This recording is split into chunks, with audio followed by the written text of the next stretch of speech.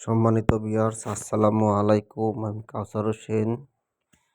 আজকের এই পর্বে আপনাদের দেখাবো কিভাবে cylinder bed padlock Pegasus machine 3600 মডেলের কিভাবে স্টিচ কাউন্টার ঠিক করা হয়। এই স্টিচ কাউন্টার সকলে লাগাইতে পারে না এবং মেজারমেন্ট বোঝে না। সকলের সুবিধার ক্ষেত্রে আমার এই পর্ব, এই ভিডিও। আমি ভিডিওটা ছোট করার জন্য আমি সকল পার্টসপাতি প্রথমে খুলে নিয়েছি এবং লাগানোর ভিডিওটা আপনাদের এখন আমি দেখাবো।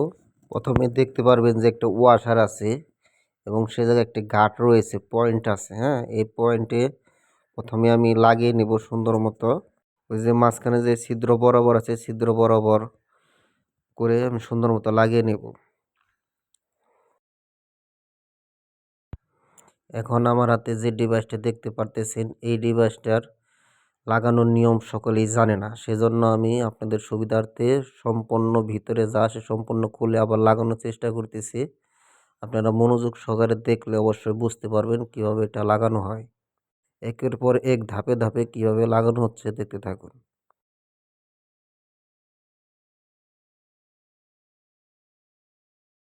আমি আপনাদের বোঝানোর ক্ষেত্রে ভিডিওর স্পিড বাড়াচ্ছি না, ধীরে সুস্থে দেখলে অবশ্যই আপনাদের মনে থাকবে, সেজন্য আমি স্পিডটা বাড়াচ্ছি না।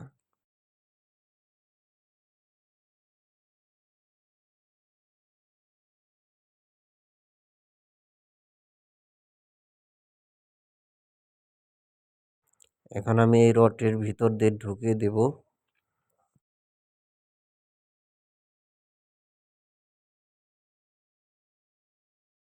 ফিডডকের যে নিচে যে নাট দেয় সে জায়গায় এইটার পয়েন্টের ভিতরে লাগিয়ে দেব সুন্দর মতো।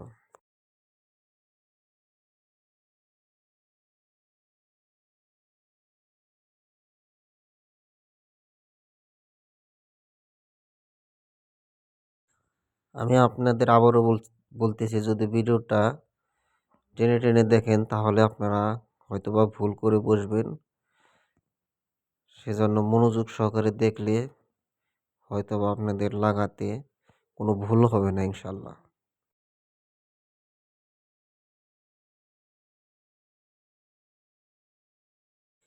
আমাদের 50% কাজ শেষ, মানে 50% কাজ শেষ লাগানো। এখন আমি স্ক্রু লাগিয়ে দেব। এই স্ক্রু লাগালে স্টিচ কাউন্টার হয়ে যাবে। মূলত এই স্ক্রু লাগানোর মধ্যে দুইটি পয়েন্ট আছে, একটি পয়েন্ট উল্টা ঘুরবে, একটি পয়েন্ট সোজা ঘুরবে। এই উল্টা এবং সোজা ঘোরার নিয়মটা আমি পরবর্তীতে ভিডিওতে আমি আপনাদের দেখিয়ে দেব। আমি শুধু এটা দেখাচ্ছি কিভাবে স্টিচ কাউন্টার লাগানো হয়, স্টিচ কাউন্টার ডিভাইসগুলো যন্ত্রপাতি কীভাবে লাগানো হয় সেই ভিডিওটি আমি এটা দিচ্ছি। এখন আমি প্লেটটা লাগিয়ে চেক দিচ্ছি যে সব ঠিকঠাক আছে কিনা। হ্যাঁ, আমার ঠিকঠাক আছে। এখন আমি বাকি যে ওয়াশারগুলো আছে সেগুলো আমি পয়েন্টে পয়েন্টে লাগিয়ে নিচ্ছি। এই ওয়াশারগুলো লাগানোরও নিয়ম আছে। প্রথমে একটা সিঙ্গেল লাগানো হয়, তারপর একটু ফাঁক রেখে জোড়া করে একটি লাগিয়ে দেব। দেখতে থাকুন। এই ওয়াশার লাগানো যদি ভুল হয় তাহলে স্টিচ ঘন পাতলা হবে। এই ওয়াশার লাগানো দেখা যাচ্ছে খুবই সাধারণ, কিন্তু এটি সাধারণ না। এই ওয়াশারগুলো লাগানো যদি আপনারা ভুল করেন তাহলে গার্মেন্টস সেলাইতে খুব ঘন পাতলা হবে মাঝে মধ্যে। কীভাবে আমি লাগাইছি একটু মনোযোগ সহকারে দেখলে আপনারা বুঝতে পারবেন। এখন আমি বাইরের নাটটি লাগিয়ে দিলাম। এই তো আমাদের এটাই ছিল আমাদের মূলত স্টিচ কাউন্টার ডিভাইস লাগানোর নিয়ম। গত পেগাসাস 3600 মডেলের মেশিনে এভাবেই স্টিচ কাউন্টার লাগানো থাকে।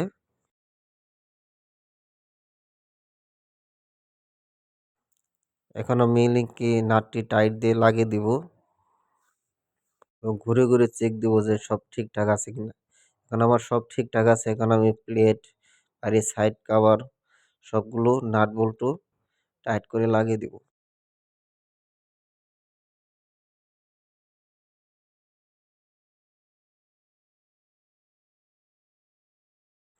আমার এই ভিডিওটা যদি আপনাদের ভালো লাগে তাহলে কমেন্টে অবশ্যই লিখবেন, আর যদি খারাপ লাগে তারপরেও লিখবেন। যে আমার কোথাও যদি ভুল টুল হয়ে থাকে আপনারা বলে দিবেন যে ভাই আপনার এই ভিডিওতে এরকম হয়েছে, এরকম ভিডিও হয়েছে, এটা এইভাবে না এটা ওইভাবে। তাহলে আমি অনেক খুশি হব। সকলে আমার জন্য দোয়া করবেন। আমার চ্যানেলটা সাবস্ক্রাইব করবেন। আসসালামু আলাইকুম।